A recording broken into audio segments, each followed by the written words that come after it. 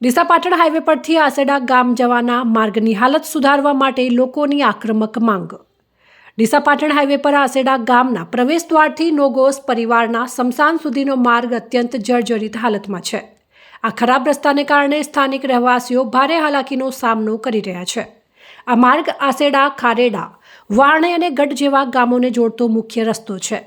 લોકો આ રસ્તાને તાત્કાલિક પહોળો અને નવો બનાવવાની માંગ કરી રહ્યા છે, જેથી તેમની રોજિંદી મુસાફરી સરળ બની શકે।